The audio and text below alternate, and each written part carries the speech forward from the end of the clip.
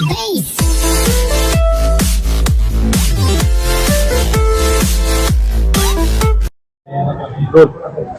जी, आप आत्मनिर्भर भारत संकल्प के तहत जो है महिला सम्मेलन भारतीय जनता पार्टी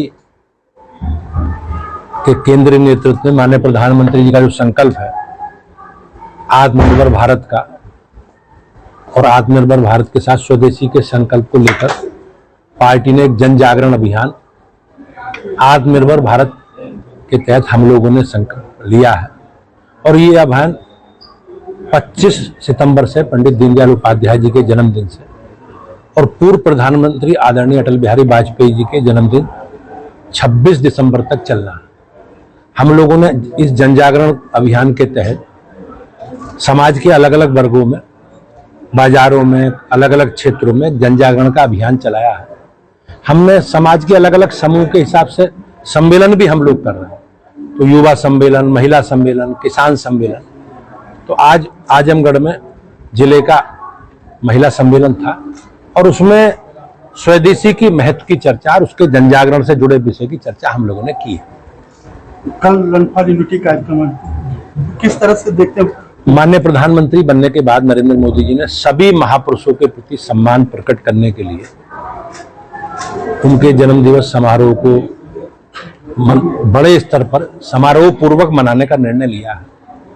आपने देखा होगा 2014 के बाद से माननीय प्रधानमंत्री जी ने भारत के प्रथम गृह मंत्री रहे लौह पुरुष सरदार पटेल जी के जीवन से जुड़े विषय, उनके जन्मदिन के अभियान को पार्टी ने 31 अक्टूबर से और 26 नवंबर तक हम लोगों ने 6 दिसंबर तक मनाने का निर्णय लिया।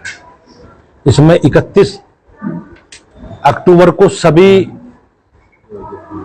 जिला मुख्यालयों पर रन फॉर यूनिटी का कार्यक्रम होगा, दौड़ होगी। उसमें समाज के सभी वर्गों के लोग भाग लेंगे। इसके अलावा फिर अगले सप्ताह में नवंबर में हम लोग सभी विधानसभाओं में 8 से 10 किलोमीटर का पदयात्रा निकालने का कार्यक्रम पार्टी का है। सभी विधानसभा में उसमें सभी लोग शामिल होंगे।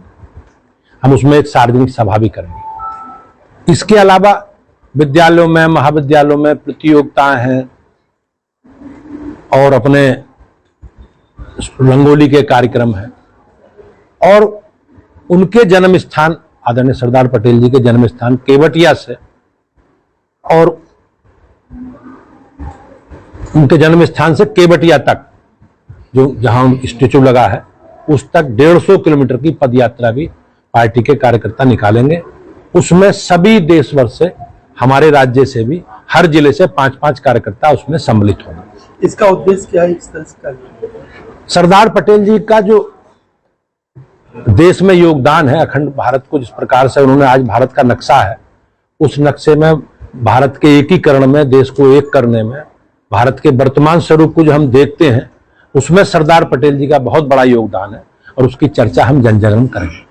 सर, बिहार चुनाव को लेकर के जिस तरीके से कल आपका एक रिएक्शन आया था बेगानी शादी में अब्दुल्ला दीवाना, सर क्या फर्क पड़ेगा? कोई नहीं, हमारा कहना ये पूछा था उस समय कि अखिलेश यादव जी प्रचार में जा रहे हैं, तो हमने कहा उनका कोई प्रत्याशी चुनाव लड़ नहीं रहा तो वो दूसरे लोगों का प्रचार करने जा रहे हैं, उसी परिप्रेक्ष्य में ये कहा होगा।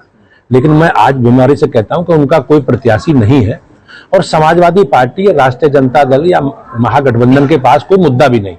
आज हम लोग, हमारी पार्टी हुआ नीतीश जी के नेतृत्व में जो 20 वर्ष में काम हुए और पिछले 10 वर्षों में माननीय प्रधानमंत्री जी के नेतृत्व में देश में काम हुए, हम सारे कामों का लेखा जोखा लेकर जनता के बीच में जा रहे हैं। सर, एक सवाल और है, तेजस्वी यादव का जिस तरीके से रिएक्शन आया, वो बार बार चुनाव आयोग को टारगेट कर रहे हैं और कह रहे हैं 10-10 हजार रुपए घूस दिया जा रहा है चुनाव आयोग को और सरकार चुप बैठी हुई है। तो ये लोग कहीं ना कहीं इस प्रकार के अनावश्यक कुंठा में और पराजय का सुनिश्चित मानकर इस प्रकार का आरोप विपक्ष लगा रहा है। आपने देखा होगा कि उन्होंने चुनाव से पहले जिस प्रकार से SIR को लेकर अनावश्यक बयान दिए, देश को भ्रमित करने का प्रयास किया, लेकिन फाइनल ड्राफ्ट जारी होने के बाद वो कहीं ना कहीं दिखाई नहीं दी। अभी कल राहुल गांधी जी दिखाई दिए जिस प्रकार से उन्होंने माननीय प्रधानमंत्री जी के बारे में टिप्पणी की है और हमारी छठ पूजा के बारे में हमारी उसकी टिप्पणी की है। ये कहीं ना कहीं उनकी हताशा का और उनकी कुंठा का प्रतीक है और वो अपनी पराजय सुनिश्चित मानकर इस हताशा में राहुल गांधी ये लोग इस प्रकार के बयान दे रहे हैं। सर, बिहार जाने का प्रधानमंत्री का आज दौरा भी है, वहां पे बिहार में क्या लग रहा है?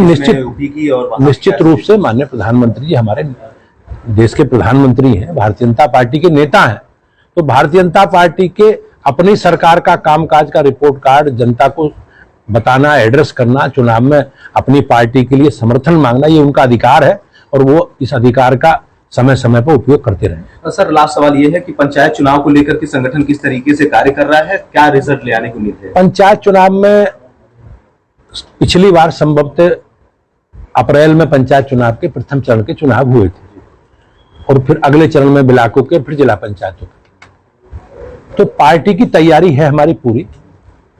हम लोग ग्राम सभा या क्षेत्र पंचायत के सदस्य का चुनाव पार्टी नहीं लड़ती, हम लोग केवल जिला पंचायतों के प्रत्याशी समर्थन से घोषित करते हैं, उसमें सिंबल तो होता नहीं।